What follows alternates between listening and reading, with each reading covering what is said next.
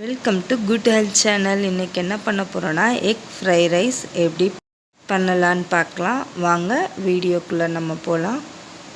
Fry rice பண்ணுறதுக்கு என்னென்ன வேணும்னு பார்த்துடலாம்.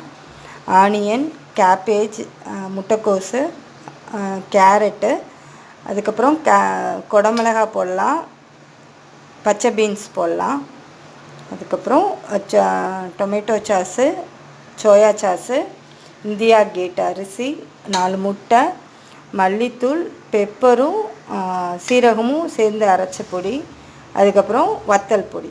இதுதான் இன்க்ரீடியன்ட்ஸ். இப்போ ஃப்ரை ரைஸ் செய்கிறதுக்கு நான் பெரிய கிளாஸ் அளவில் 1.5 கிளாஸ் அரிசி எடுத்து வச்சுருக்கேன். இந்தியா கேட் அரிசி. இப்போ 1.5 கிளாஸ் அரிசி எடுத்துருக்கோன்னா அதை ஒரு 5 பேருக்கு வரும். வீட்டில் பெரியவங்களுக்கு 1.5 கிளாஸ் அரிசி எடுத்தோன்னா 2 கிளாஸ் தண்ணி ஊற்றினா போதும். ஏன் 2 கிளாஸ் தண்ணினா, கொஞ்சம் அரிசி உதிரியாக வரணும். அதனால தான் 2 கிளாஸ் தண்ணி ஊற்றுனதுக்கப்புறம் கொஞ்சம் ஆயில் 2 ஸ்பூன் ஊற்றி வச்சிடணும். ஆயில் 2 ஸ்பூன் அளவுக்கு ஊற்றணும். எதுக்குன்னா அப்போ தான் அரிசி நல்லா தனித்தனியாக வரும். அதனால் அடுப்பில் வச்சிடலாம். நம்ம அரிசிக்கு தேவையான அளவு உப்பு போட்டுக்கலாம். கொஞ்சம் கம்மியாகவே போட்டுக்கலாம். ஏன்னா ஃப்ரை ரைஸ் பண்ணும்போது அப்போலாம் கொஞ்சம் போடுவோம். அதனால் கம்மியாகவே கொஞ்சம் போட்டுக்கலாம் அரிசியில். இப்போ மூடி வச்சுட்டு 2 விசில் விட்டால் போதும். ரைஸு விசில் வந்துருச்சு. அதை ஒரு பாத்திரத்தில் தட்டி ஆற வச்சிடலாம். இல்லை ஒரு 2 ஸ்பூன் அளவுக்கு ஆயில் ஊற்றி ஆற வச்சிடலாம். அப்போ தான் நல்லா உதிரியாக வரும். அதனால் ஆறட்டும். அதுக்குள்ளேயும் நம்ம ஃப்ரை ரைஸ் ரெடி பண்ணுறதுக்கு காய்கறி வதக்கிடலாம். பேனில் ஆயில் ஊற்றிக்கலாம். அதுக்கப்புறம் வெங்காயம் போட்டுடலாம்.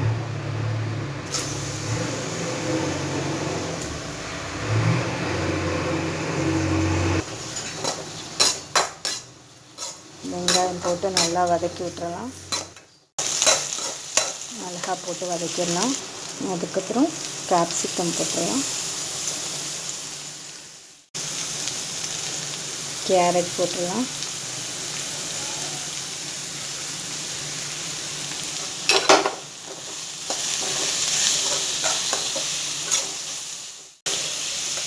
வெஜிடபிள்ஸ் ரொம்ப வேகணும்னு கிடையாது. ஒரு 80% வெந்தால் போதும்.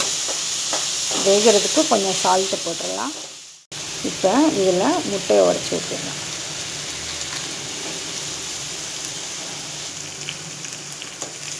ஃபஸ்ட்டு 2 பேர்த்துக்கு மட்டும் பண்ணுறதுனால 2 முட்டை ஊற்றிருக்கேன். இது கூடவும் நல்லா ஃப்ரை பண்ணி விட்டுறலாம். காய்கறி கூடயும் முட்டையும் அப்படியே முட்டை போட்ட உடனேயும் கொஞ்சம் பெப்பர் போட்டு விட்டுறலாம்.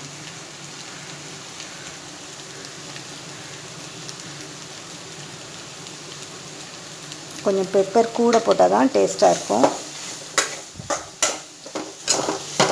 ஓரளவுக்கு முட்டை கொஞ்சம் வெந்துருச்சு. அதில் நம்ம இப்போ மசாலா ஐட்டம் சேர்த்துடலாம். மல்லித்தூள், பெப்பரும் கொஞ்சம் சீரகத்தூளும், வத்தல் பொடி.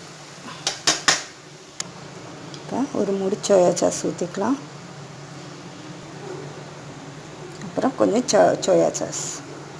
இப்போ ரைஸ் எடுத்து போட்டாச்சு. 2 பேர் சாப்பிட்ற அளவுக்கு போட்டிருக்கு. இப்போ கிளறி விட்டுறலாம். இதை ரைஸ் அப்படியே ஃப்ரை ஆகட்டும் கொஞ்சம் நேரம்.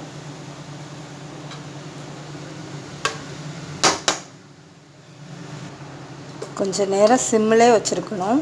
ரைஸ் போட்டதுக்கப்புறம்